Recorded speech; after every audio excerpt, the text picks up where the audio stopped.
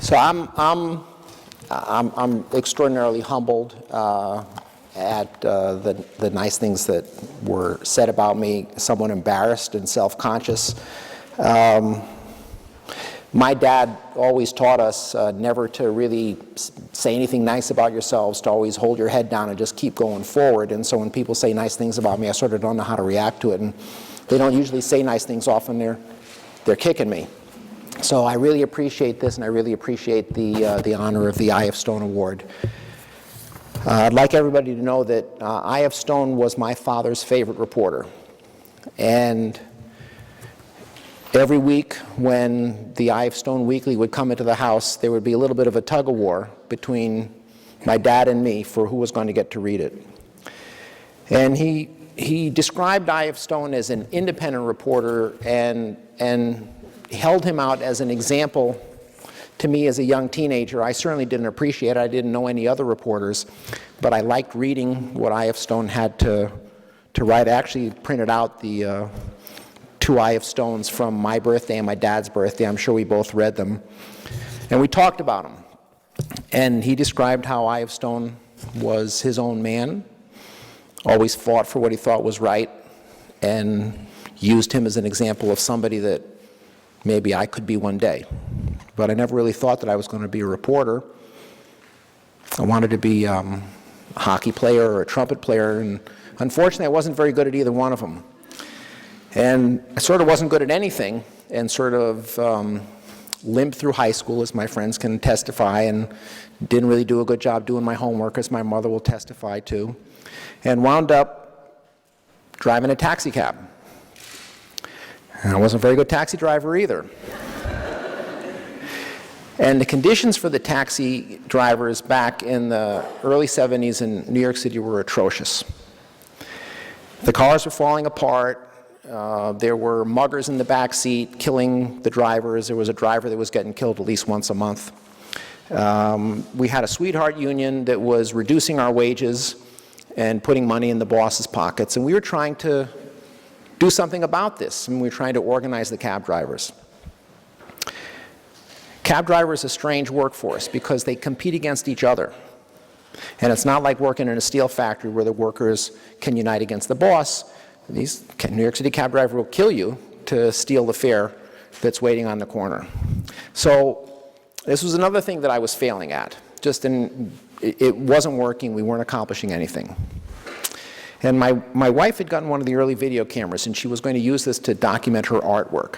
And I said, hey, let me try something. Why don't we make an organizing tape? And let's show it to the cab drivers. And we'll see, it can't hurt. So this is the first tape that we ever made, and this is what we showed at the cab drivers meeting. So if we lower the lights, we'll play this first tape.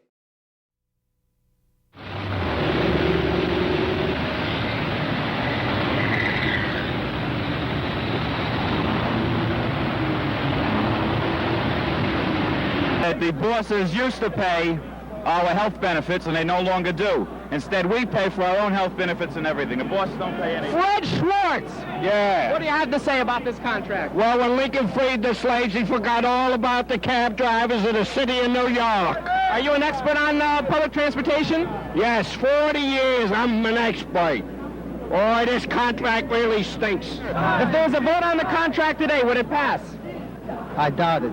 You doubt it. Would you vote for the contract? I'm against the contract they have now. Do you know any fleet drivers who are for the contract? If there is any, I'd like to see it. I still to this day can't tell you why it worked, but it worked. And they began mobilizing, began winning all the shop committees. We basically took over the union, and we began showing this at all the garages in order to make sure that we had everybody with us. And we set up a little monitor on the hood of a car and play this, and all the drivers would then join our rank and file unit. But it was also the first time that I learned about the consequences of doing something like this, because the bosses didn't like it. And so here's an example of one of the bosses when he saw us showing his workers the videotape on the hood of one of his taxi cabs. I said, don't take my card. I'll flush that over your head in a minute. Yeah. Well, $75 to get the camera fixed. And we took him to small claims court. And he showed up, didn't look like that. He was dressed really nice, and he had a really nicely dressed lawyer, and he said, I never saw that man before. I don't know what he's talking about. And I said, Judge, he's lying. And the judge, you can't make that type of accusation in my court. How can you prove it? So we took out the tape. Nobody had ever played a tape in court before. And he saw that, and the judge says, pay him. And we got our money back, got the camera fixed. But this whole thing with the taxi cabs really encouraged us to try to use the camera as a device to improve life in our neighborhoods as an agent for social change. And I bought an old mail truck for $5.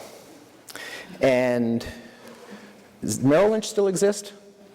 Merrill Lynch had 2 old black and white TV sets that they donated to us, and we put them in the side of the post office truck, and we began making tapes about all the problems in our neighborhood, the bad schools, the bad housing, the bad health care. And we parked the truck on a street corner. We were like street musicians, and the people would come by, and if they liked the film, they would stand around and watch. If they didn't, they would walk away. And there isn't anything like an empty sidewalk to be a really good, tough teacher, because you're competing with all the excitement in New York City, and if your tape is not interesting to the people, they're gone. So we learned pretty fast how to try and improve our tapes, and we began one by one attacking what we perceived as the social ills in our community. One of the problems was with the schools. They were supposed to have a democratic procedure for making decisions, a school board with public participation. In fact, there was a clique of officials that would not let people talk at the school board meetings. When the people talked at the school board meetings, they had the police come and beat them up, and nobody believed it until we made a videotape about one of our typical school board meetings. So this is what happened when you went to a school board meeting back in the good old days on the Lower East Side.